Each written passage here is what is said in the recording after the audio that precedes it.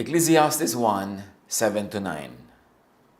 All streams flow into the sea, yet the sea is never full. To the place the streams come from, there they return again. What has been will be again. What has been done will be done again. There is nothing new under the sun. Walang bago, paulit-ulit lang ang lahat.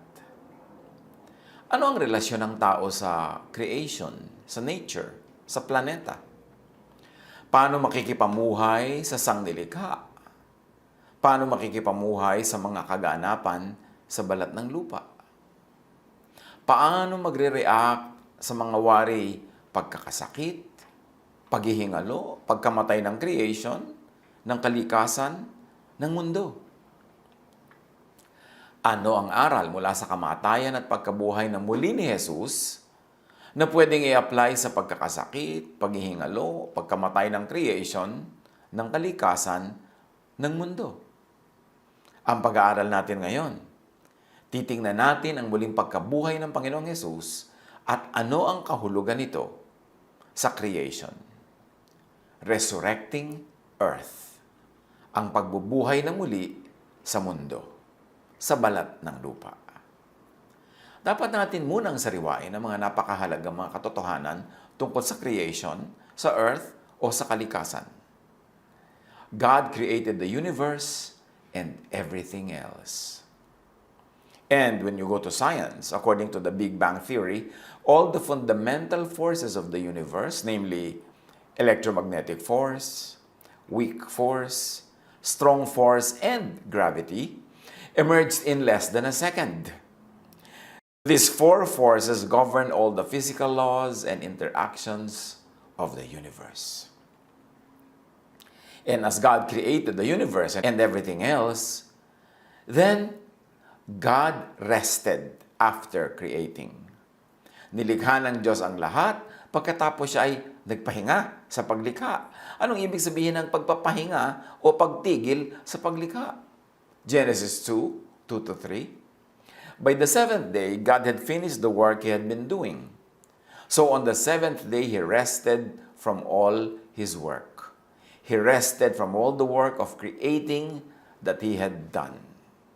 Maraming mga pag-aaral tungkol sa literal ba o metaphorical ba ang 7 days at hindi yun ang point natin. Ang point, matapos lumikha ng lumikha ng lumikha ang Diyos, siya ay tumigil sa paglikha, siya ay nagpahinga. At sinasabi naman ng siyensya, all parts of the universe are subject to the same simple laws of nature that we find here on earth. So sa pagpapahinga ng Diyos, sa paglikha niya sa mundo, sa daigdig, ganun na rin ang naganap at ang kanyang pagpapahinga sa lahat ng buong creation hanggang doon sa kalawak-lawakan at kaduluduluhan ng kalawakan. So, tapos na rin ang work of creation. And since God is at rest, God set creation on automatic, in a manner of speaking, on autopilot. God's creation is self-administering, self-sustaining, self-correcting, self-balancing, self-healing, self-resurrecting. Kaya pagka ikaw ay may sugat, gagaling niya mag-isa. Huwag lang sobrang malala na kailangan ng intervention. Pero yung intervention pa rin ng medisina, ng surgery, yun ay may gagawin lang sila pero papabayaan pa rin nila na nature will do the rest of the healing. Hindi naman talaga yung mga manggagamot ang nagpapagaling.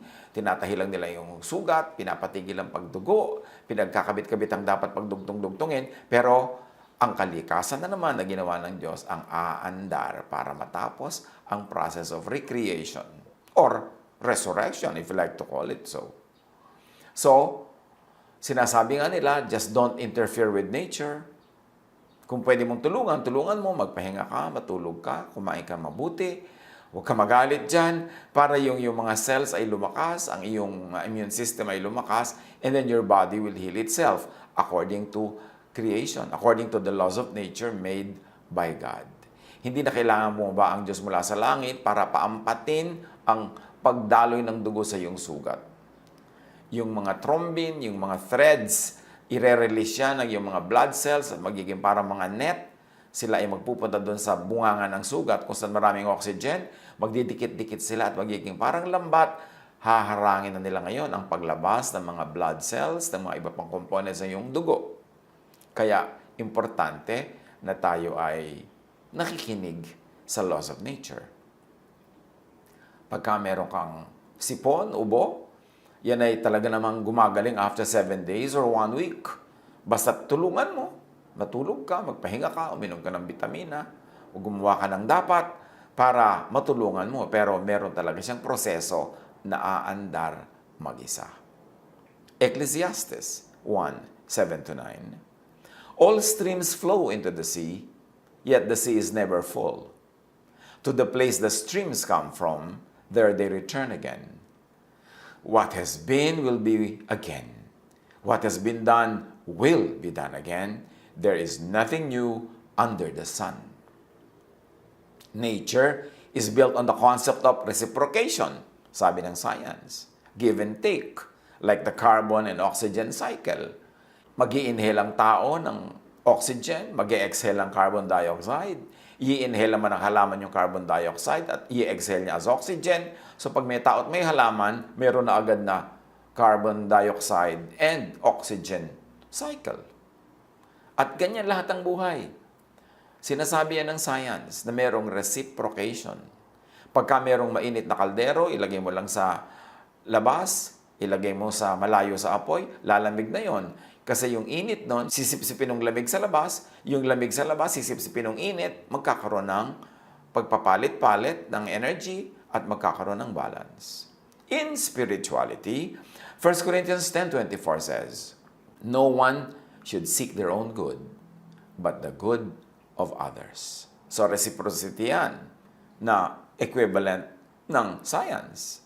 Matthew 7:12, so in everything, do to others what you would have them do to you. For this sums up the law and the prophets. And if we're going to extend it, this sums up the law of creation and recreation.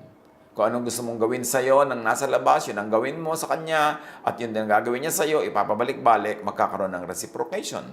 Another law of science is dualism, which agrees very much with spiritual laws. One cannot exist without the other. All action has equal and opposite reaction. Kaya nagkakaroon ng equilibrium, ng balance, cause and effect. Science calls it. 2 Corinthians 8:14. At the present time, your plenty will supply what they need, so that in turn, their plenty will supply what you need. The goal is equality. The goal is balance, equilibrium. Sinasabi ng spirituality, sinasabi din ng science. 2 Corinthians 8:13, our desire is not that others might be relieved while you are hard-pressed, but that there might be equality. So pagka mayroong tension dito, may relaxation doon, may nangangailangan dito, bibigyan ng merong plenty, nagkakaroon ng balance. And another law of science is repetition. One is born from the other. Birth and rebirth is natural law. At sa Genesis 1:4, God saw that the light was good, and He separated the light from the darkness. Isaiah 45:7, I form the light and create darkness. I bring prosperity and create disaster, or what you might call cycles. I, the Lord, do all these things. So this is repetition. This is birth and rebirth. Sinasabi ng Biblia, sinasabi ng science. And then another law of science, law of nature, is transformation. This is changing from one form to the next. May one form will change to the next, will change to the next, and will revert to the same form where it came from, paulit-ulit, tulad ng water cycle. Yung liquid, mag-evaporate, aakyat sa himpapawid, at pagka mabigat na doon, ay biglang babagsak as rain. Isaiah 55:10, as the rain and the snow come down from heaven, and do not return to it without watering the earth, and making it bud and flourish, so that it yields seed for the sower and bread for the eater. Pabalik-balik lang daw ang tubig. Nagiging ulan para diligan ang mga halaman at ang mga halaman ay mamunga, at pagkatapos ang tubig na ito ay bababa sa bundok, pupunta sa dagat, sa ilog, mag-evaporate, magiging ulap na naman, magiging ulan na naman, pabalik-balik, to the point that scientists tell us that since the beginning, not one drop of water has been formed or destroyed, released, or received from creation. Paikot-ikot-ikot lang. Kaya maaring yung ininom nating tubig kanina ay pinaghugasan ang paa ni Cleopatra. Na yung pinampaligo mong tubig kanina ay maaaring dugo dati yun ng mga butike at nagkaipon-ipon, nag-evaporate. Paulit-ulit lang, pabalik-balik lang ang lahat. And of course, another law of nature is self-regulation. Like balancing each other. Tulad ng ecological balance ng prey and predators. Pagka naubos ang mga ahas, dumadami ang mga palaka. Pag dumami yung mga palaka, mauubos ang mga lamok. Pagka naubos yung mga lamok, may mga repercussions.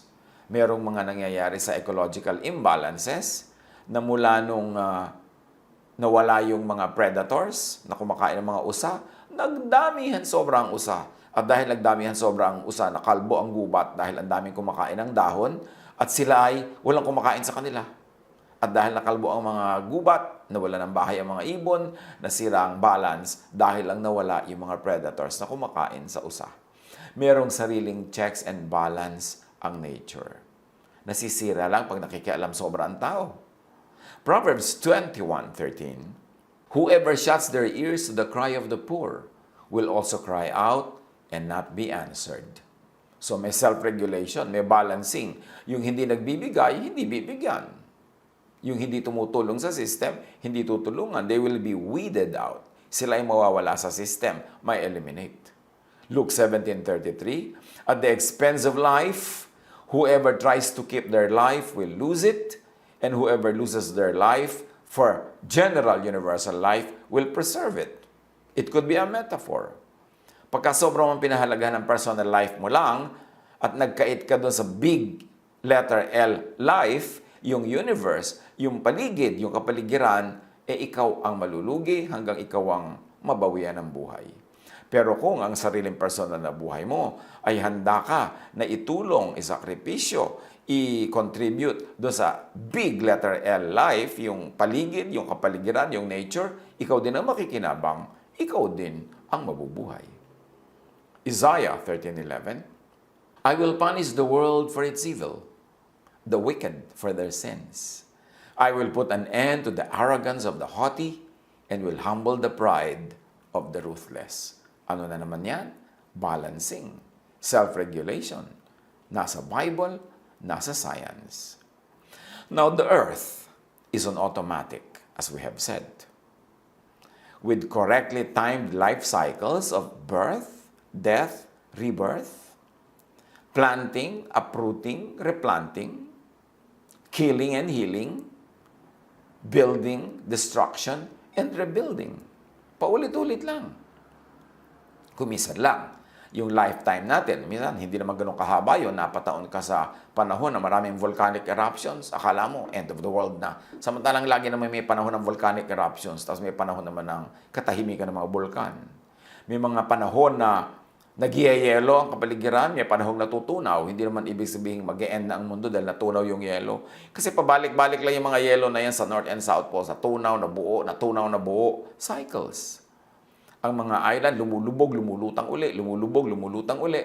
Huwag mo lang masyadong personalin. Na pag nangyari sa panahon mo, mag-overread ka na, akala mo na end of the world na yan. Ecclesiastes 1:5-7, the sun rises and the sun sets, and hurries back to where it rises. The wind blows to the south and turns to the north. Round and round it goes, ever returning on its course. All streams flow into the sea, yet the sea is never full. To the place the streams come from, there they return again. Pabalik-balik, paulit-ulit, cycles. Pero kung ikaw halimbawa, isang insekto na ang life cycle mo lamang ay 70 hours, nataon ka sa tag-ulan, hindi umaraw ng buong 70 hours na yon, akala mo ang buong buhay ay puro ulan. Kasi maiksi lang yung nakikita mo dahil sa yung life cycle. At ganoon din tayo mga tao. Ang human history naman, ang recorded history, napakaiksi. Akala natin, alam na natin lahat, pero napakaraming nagganap dito sa planetang ito bago nagsimulang magsulat ng kasaysayan ang mga ninuno natin. So, hindi natin alam yung mga naganap noon, nag-uulit-ulit lamang. Akala natin bago. Sabi sa Ecclesiastes, there is nothing new under the sun. Now, science tells us that matter and energy, meaning creation and recreation, is a continuous repeating cycle. Wood, or matter, burns and produces fire, or energy. Then wood becomes carbon, which is then reabsorbed into the earth, where plants use it as fertilizer to make wood again. Pabalik-balik. Yung kinain mong papaya, mamaya ay papasok sa iyong katawan, magiging bahagi ng iyong katawan, at pag ang katawan mo bumalik sa lupa, yung papaya bumalik din sa lupa. Ma-absorb uli ng mga halaman, magiging prutas na naman, pabalik-balik. Ecclesiastes 3, there is a right time for everything, and everything on earth will happen at the right time. There's a time to be born and a time to die. There's a time to plant and a time to pull up plants. There's a time to kill and to heal. There's a time to destroy and to build. There's a time to cry and a time to laugh. There's a time to be sad and a time to dance with joy. There's a time to hug someone and a time to stop holding so tightly. In other words, there's a time for distancing. There's a time to look for something and a time to consider it lost. There's a time for letting go. There's a time to keep things and a time to throw things away. Ano ang kinalaman nito sa buhay natin? Na ang buhay sa planeta ay may cycles, merong seasons, merong climates. Makiayon lang. Go with the flow. Kung taglamig, edi taglamig. Kung tag-init, edi tag-init.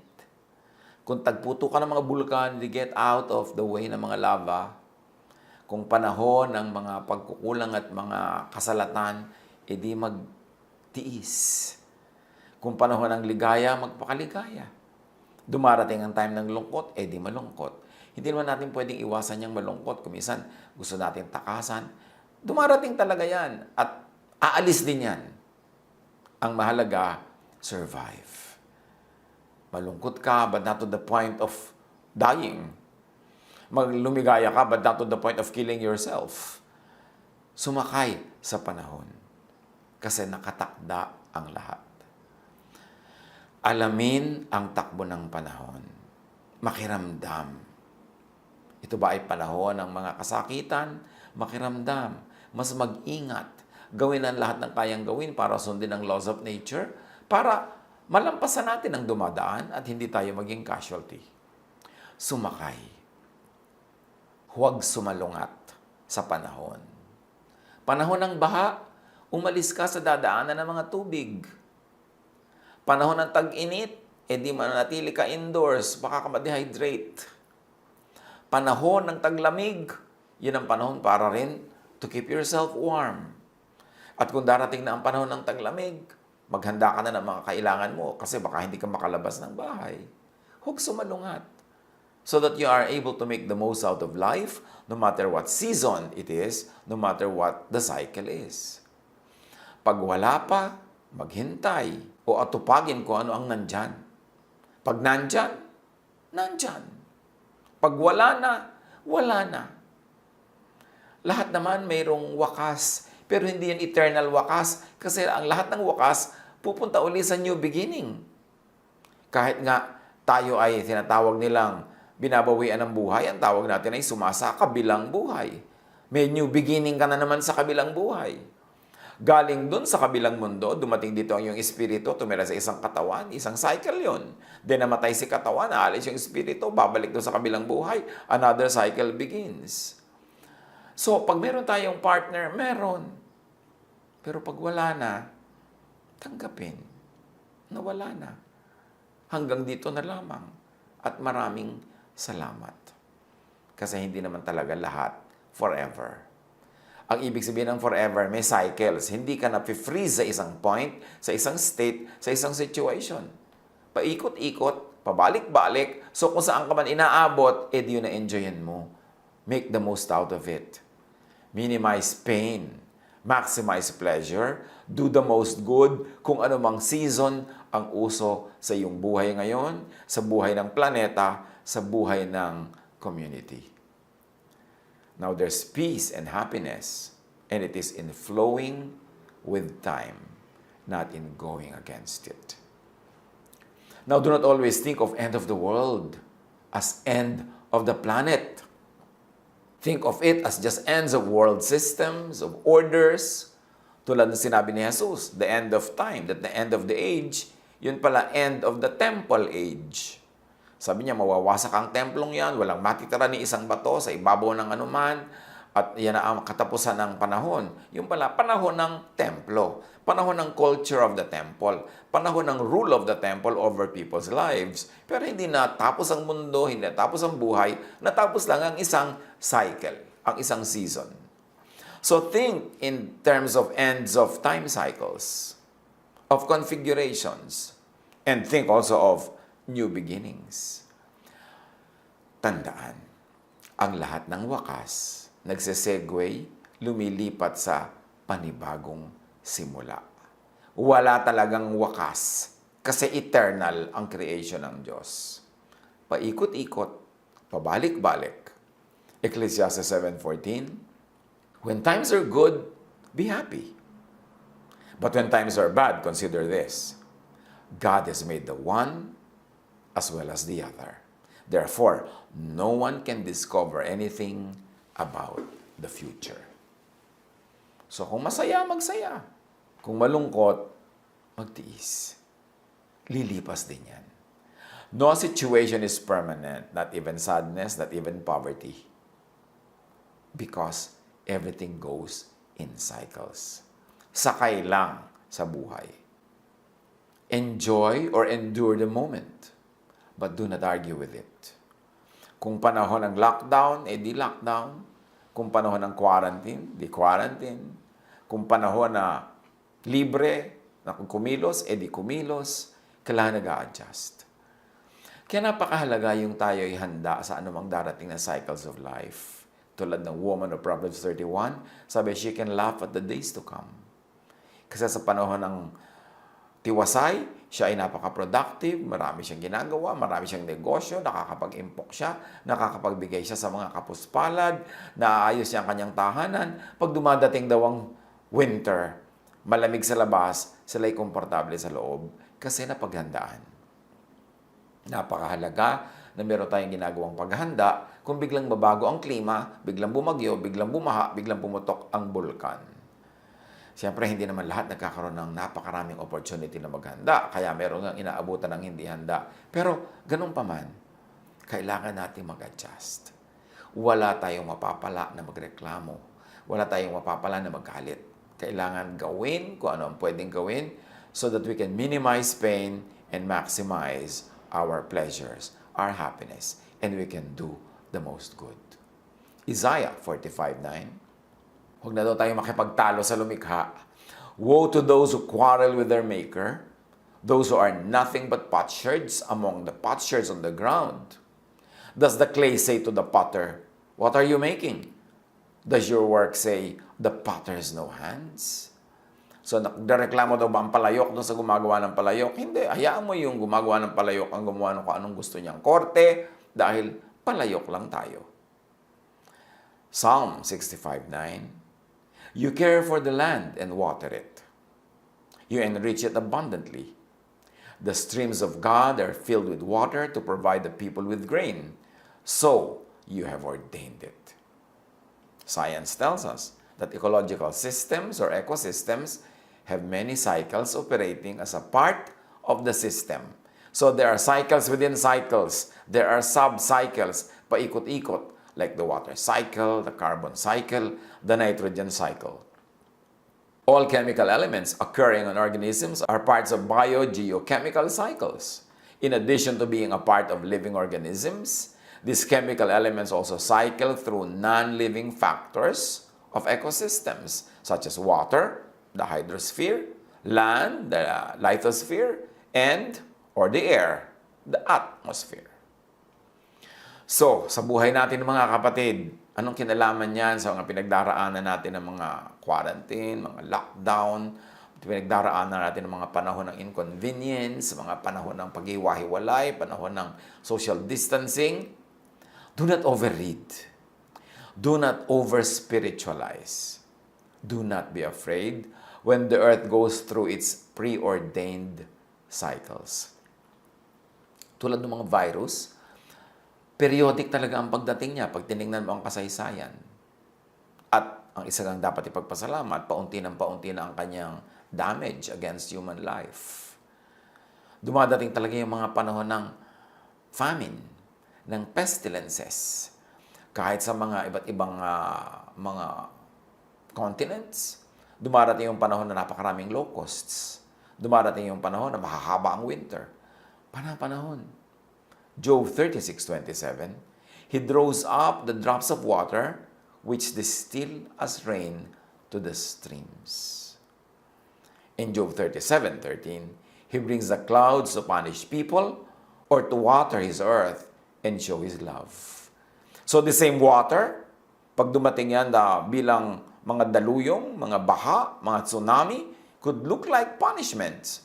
But the same water, pagkapandilig, ay nagiging blessing. Pagkapampaligo, pag-ainumin, nagiging blessing. So laging tingnan both sides. The earth and its chemical composition is essentially fixed, according to science. Because this chemical composition is not replenished, all processes that depend on these chemicals must be recycled. These cycles include both the living biosphere and the non-living. Dahil nagpahinga na ang Diyos sa paglikha, hindi na siya lumilikha, ang kanyang nilikha ay on autopilot, self-sustaining, self-administering, self-propagating, therefore, self-recycling. Kung ano man ang abutan natin na nangyayaring recycling sa planeta, huwag tayong mag-overread. Huwag tayong mag-over-sentimentalize. Huwag nating masyadong personalin. Ang gawin natin, gamitin ang God-given knowledge and wisdom to adjust, to adapt, to make the most out of what is available. Don't take the Earth's life cycles personally. Walang masamang panahon. Bakit ba natin sinasabing bad weather? Pagka kumukulog, kumikidlat, nare-recharge ang ating atmosphere with electrons. Pagka gumagalaw ang mga tectonic plates, tuloy gumagalaw ang mga islands, ang mga continents, part yun talaga ng movement ng Earth.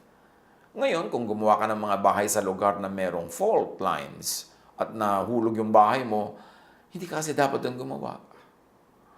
Pagka tinamaan ka ng tsunami sa isang lugar na doon pala pupunta yung daluyong pagka nagkaroon ng tidal wave, dapat hindi ka doon nagtitira. Marami namang tinatawag na disaster, hindi naman dapat maging disaster kung ang mga tao ay gumagawa ng pinakatama na gawin. Sobra kasi tayo nagsisiksikan sa mga lugar na urbanized. Mabilis tuloy kumalat ang sakit. Sobra tayo nagtitirahan sa mga gilid ng ilog. Nire-reclaim ang mga dapat sana ay mga basins ng mga baha. Pagka malakas ang ulan sa mga bundok, tinitira ng tao. So pagka bumaba ang tubig mula sa bundok, bumabaha. Marami tuloy napipinsala. Kinakalbo natin ang mga gubat, kaya ang bilis-bilis bumaba ng flood waters, tuloy tayo ang nagsasuffer. Sobra tayong hindi na nakikisama sa nature. Kung mag-drain tayo ng mga swamp, ganun-ganun na lamang. Kung sumira tayo ng mga ecosystems, ganun-ganun na lang. Tayo rin na nagbabayad. Samantalang napakarami pa namang lugar na pwedeng tirahan, but nagsisiksikan tayo sa mga urban centers because of economics, because of politics, because of many other factors. Pero man-made ang mga yon.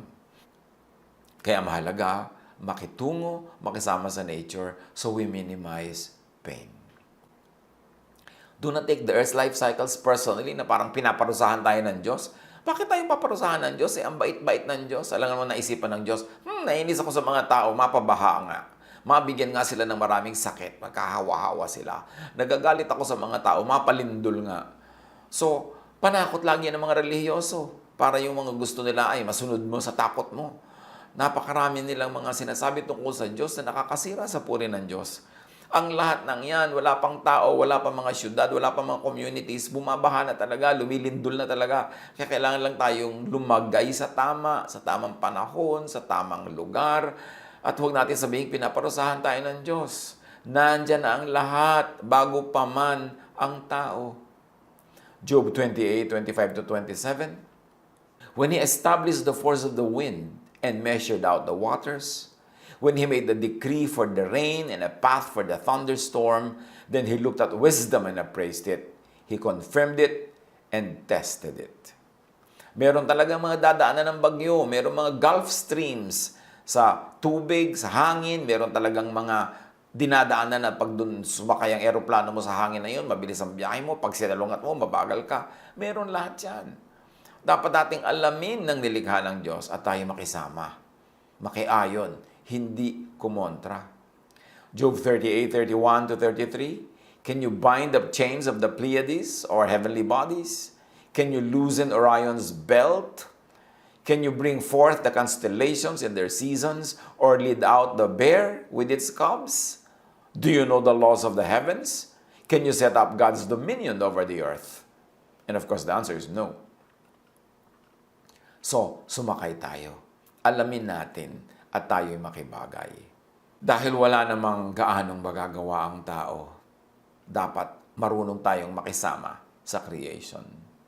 And the laws of physics are the same in all frames of reference. No place is special. Kaya constant yon. That's why science is a very reliable prophet. Now, paano natin pagkakawing-kawingin yung resurrection ni Jesus, yung recycling of life, yung mga nangyayaring season sa ating buhay? Just do your best to get out of harm's way kung meron ng tinatawag na harm. To position yourself in the right paths. Tulad ng sinasabi sa Psalms, para daw kang tree planted by streams of water. Doon ka lumagay sa dadaanan ng tubig, hindi doon sa hindi dadaanan, para lagi kang nadidilig. Psalm 1:3. That person is like a tree planted by streams of water, which yields its fruit in season, and whose leaf does not wither. Whatever they do, prospers. Ganun daw yung nakasakay sa nature, nakasakay sa natural law, nagiging prosperous. Psalm 65:9. You care for the land and water it. You enrich it abundantly. The streams of God are filled with water to provide the people with grain, for so you have ordained it. Yan ang kalooban ng Diyos. Sumabay lang tayo sa takbo ng klima ng mga planeta, ng mga cycles. Jeremiah 7:5-7 is very interesting. If you really change your ways and your actions and deal with each other justly, meaning magkabalance, if you do not oppress the foreigner, the fatherless, or the widow, and do not shed innocent blood in this place, meaning justice equals balance na naman, if you do not follow other gods, meaning teachings, ideologies, and value systems apart from what God had established to your own harm, then I will let you live in this place, in the land I give your ancestors forever and ever. So may universal effect ang bawat local deed. Ito ang napakahalaga nating ma-internalize, mga kapatid. Lahat ng ginagawa natin, nagbubunga. May bunga. So ano ang kahulugan ng lahat ng ito? Let's make sense out of all this. Jesus holds creation in His hands. Jesus holds creation together. Walang nakakaligtaan ng Diyos. Walang nakakalimutan. Alam ng Diyos ang lahat ng nangyayari. Colossians 1:17, referring to Jesus, He is before all things, and in Him all things hold together. Hawak-hawak ng Panginoong Jesus ang structure ng life, ang structure ng creation, hawak niya ang lahat. It is under control. Jesus is the author of life and resurrection. John 11:25-26, Jesus said to her, I am the resurrection and the life. The one who believes in me will live, even though they die. And whoever lives by believing in me will never die. So ang tunay na naniniwala kay Jesus, mare-recycle, so to speak. Acts 3:15, sabi ni Pedro sa mga Israelites, you killed the author of life, but God raised him from the dead. Jesus was resurrected by God. Now, Jesus is the personification and microcosm of creation. So if Jesus was resurrected by God, then God will resurrect creation. Colossians 1:16, for in Him all things were created, things in heaven and on earth, visible and invisible, whether thrones or powers or rules or authorities. All things have been created through Him and for Him. In John 1:3-4, through Him all things were made. Without Him nothing was made that has been made. In Him was life. So what happened to Jesus will happen to God's children. Like death, then resurrection. Romans 6:5, for if we have been united with Him in a death like His, we will certainly also be united with Him in a resurrection like His. Kung tayo namatay kasama ni Kristo, at yan ay sa pamagitan natin pananalig sa Kanya, tayo ay mabubuhay kasama Niya nung Siya'y binuhay na muli. Romans 8:21, that the creation itself will be liberated from its bondage to decay and brought into the freedom and glory of the children of God. So pati ang creation na nabubulok ay mare-resurrect, mabibigyan ng bagong buhay dahil si Jesus ay binigyan ng buhay na muli. What happened to Jesus will happen to creation. Meaning death, then resurrection. Colossians 1:15, the Son is the image of the invisible God, the firstborn over all creation. So, si Jesus ang firstborn to be resurrected at kasunod siyempre ang creation kasi siya ang microcosm ng creation, siya ang may hawak ng buong creation. In Him, all things hold together. All the time, for all time, the earth will be renewed. Sobrang nakakapagtaka yung basa ng Bible pagkatapos ang itinuturo, end of the world, end of the planet. Samantalang hindi naman yun ang kalooban ng Diyos to end the planet. Ang sabi pa nga ay, your kingdom come. Ibababa pa dito ang kaharian ng Diyos. So bakit sisirain ang planet? Psalm 104:30, when you send your spirit, they are created, and you renew the face of the ground. So the Spirit of God renews the face of the ground, not destroys it. Romans 6:20-22, for the creation was subjected to frustration, not by its own choice, but by the will of the one who subjected it, in hope that the creation itself will be liberated from its bondage to decay and brought into the freedom and glory of the children of God. We know that the whole creation has been groaning as in the pains of childbirth right up to the present time. So ano daw ang gagawin sa creation? Alam daw natin na ang creation has been subjected to frustration. Ang dami-daming naging mga problema. Pero ito ay bibigyan ng kalayaan mula sa kapagkabulok. Palalayain ng Diyos mula sa pagkabulok. Ito ay bibigyan ng bagong buhay. At sabi, we know that the whole creation has been groaning as in the pains of childbirth. At hinihingi na ng creation ang redemption. Sinasabi ng creation sa Diyos, redeem us, redeem us. Sinasabi niya sa mga anak ng Diyos na na-redeem, redeem us. Kaya nire-redeem natin kahit culture, nire-redeem natin kahit tugtog, nire-redeem natin ang land. We redeem culture, we redeem everything because the whole of creation has been groaning for redemption. Redemption is in Jesus. God resurrected Jesus, and Jesus is the firstborn of all creation. All of creation will be resurrected. Mga tao, mga bagay, ang mga kapaligiran, ang kalikasan. Isaiah 66:22, As the new heavens and the new earth that I will make will endure before me, declares the Lord, so will your name and descendants endure. So you see, ang ibibigay sa atin ng Diyos is a renewed earth, a resurrected earth, and a resurrected heaven. So sabing ganoon, lahat ng yan ay magtatagal at yan ang inyong mamanahin. Isaiah 65:17, see, I will create new heavens and a new earth. The former things will not be remembered, nor will they come to mind. So yung mga nagangyari, yung mga kabulukan, mga kahirapan, yung lahat ng yan ay malilimot pagdating ng panahon when God fully resurrects heavens and earth. There will be a new and renewed heaven, earth, and paradise. God does not and will not destroy creation. Bakit ba gustong-gusto natin na mag-destroy yan, mag-end?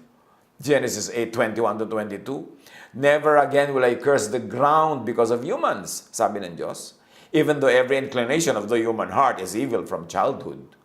And never again will I destroy all living creatures as I have done.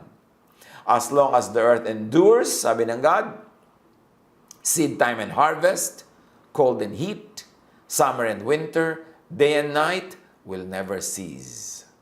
Magpapabalik-balik lang ang mga cycles. Magkakaroon ng recycling, paulit-ulit lang, pero walang wawasakin. Everything will be redeemed, everything will be resurrected. Psalm 37:29, the righteous will inherit the land and dwell in it forever. Ano bang ibig sabihin ng forever? Di ibig sabihin nandyan yung land forever.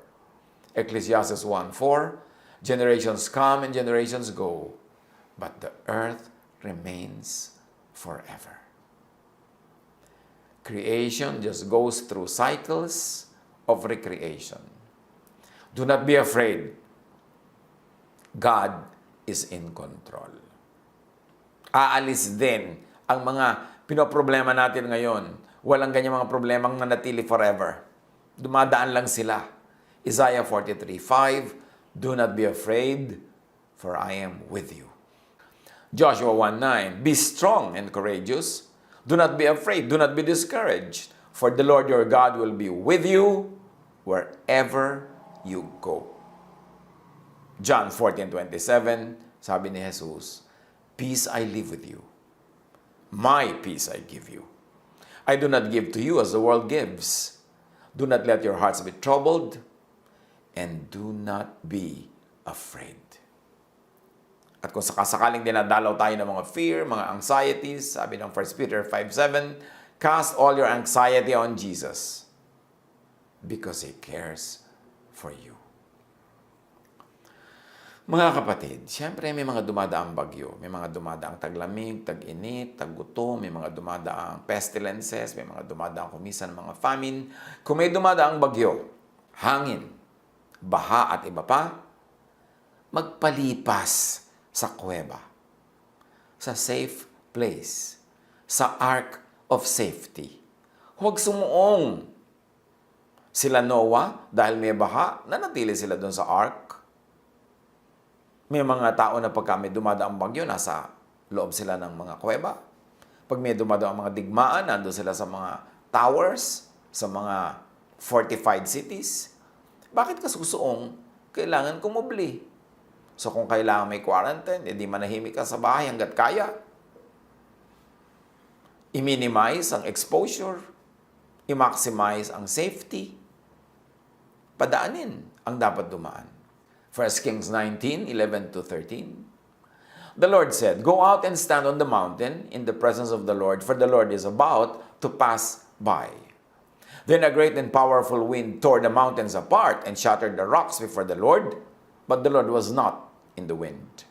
After the wind there was an earthquake, but the Lord was not in the earthquake. After the earthquake came a fire, but the Lord was not in the fire. And after the fire came a gentle whisper. When Elijah heard it, he pulled his cloak over his face and went out and stood at the mouth of the cave. So nung hindi Diyos ang dumadaan, nagpalipas si Elijah sa loob ng kuweba.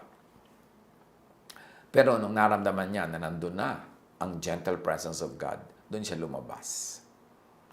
I-apply natin to sa ating buhay. Huwag tayong sumuong sa panganib, hanggat kaya natin tayo magkubli, gawin natin ang dapat gawin, kasi ano man ang dumadaang bagyo, ano man ang dumadaang daluyong, lilipas at lilipas din. O kung tayo man ay dumaraan sa dark valley, halimbawa, hindi tayo yung nananahimik sa safe place, tayo yung nagdadaan sa dangerous place. Psalm 23 verse 4, even though I walk through the darkest valley, I will fear no evil. For you are with me, O God. Your rod and your staff, they comfort me. We are participants in the life cycles of the earth, of the universe, of the heavens. Walang kakaiba. Ang nangyayari nga ay nangyari na noon at mangyayari pa paulit-ulit. Read, understand, and obey natural law. Kung kailangan mag-ingat, mag-ingat. Kailangan umiwas, umiwas. Natural law is God Creator's most basic law. So read times and seasons. Makibagay, makiayon. Ecclesiastes 12:7, your body came from the earth, and when you die, it will return to the earth. But your spirit came from God, and when you die, it will return to Him. So, ang ating katawan may recycle, ang ating spirit babalik sa Diyos. At birth, you enter earthly life. So, participate in earthly systems and cycles. Take and give. Take care of creation. Let creation take care of you. In your life, minimize pain. Maximize pleasure. Do the most good. Then return to your Maker. Huwag nating sobrang personalin. Pag may nawala, magpasalamat tayong nahiram natin at kung kinuha na uli ng Diyos, buong puso nating isa uli. Huwag tayong magtampo, huwag tayong magalit. Time and chance happens to all. Merong ingat na ng ingat, nagkakasakit pa rin. Meron namang hindi sobrang maingat, hindi nagkakasakit. Time and chance, sabi ni Solomon, happens to all. Pero habang kaya natin na kontrolin yung outcome ng mga ginagawa natin, huwag nating ipa-time and chance, huwag nating ipa-alat-tsamba, huwag nating ipa-swerte-swerte. Tiyakin natin, siguraduhin natin, as much as we can, ang gawin natin yung pinakaalam nating tama, pinakaligtas. And then pray to God na ma-bless niya ang ating mga effort. Huwag nating personalin kung tayo natatamaan ng kidlat, lalo't nandun tayo sa path ng kidlat. Ang gawin natin, pag-aralan ang laws of nature. Dahil yan ay law of God. Do what we can to avoid what could be avoided. Jesus was resurrected by God. Jesus is the firstborn of all creation. All creation will be resurrected by God with Jesus. Installment nga lang ang nangyayari, may mga seasons, hindi bigla-bigla nangyayari, but we should see the big strokes, the brushwork of God. Dapat nating makita yung major plan of God, and that is to give us renewed earth, renewed heaven, to let the kingdom of God come to us here on earth, and God will reign with His people. Love, God will live among His people. Huwag tayong mawala ng pag-asa, huwag tayong sobrang malungkot, matakot. Do what we can, and then accept what God allows to happen. Pag-aralan natin yan. Resurrect your hope, resurrect your strength, resurrect your faith, because Jesus resurrected. God bless us all.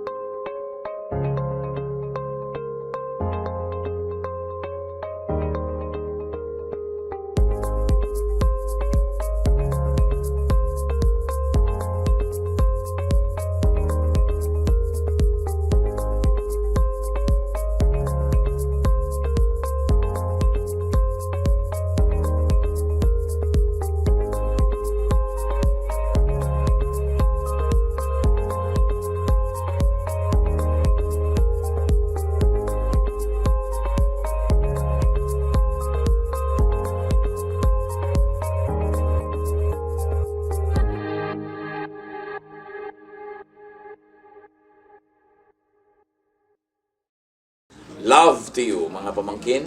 Dito tayo mag-aral ng salita ng Diyos. Dito tayo mag-aral ng mga practical na bagay. Magdalanginan para sa isa't isa. Makinig ng mga mensahe.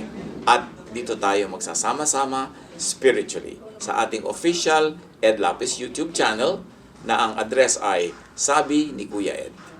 Remember, dito tayo ha. Sabi ni Kuya Ed, ang ating official YouTube channel. Do not forget to subscribe. Click the subscribe button and ring the bell for notification. Like, comment, and share our official YouTube channel. Visit Ed Lapiz website for daily devotion, audio podcast, latest video message, send your prayer request, subscribe to mailing list and more. Visit edlapiz.com.ph.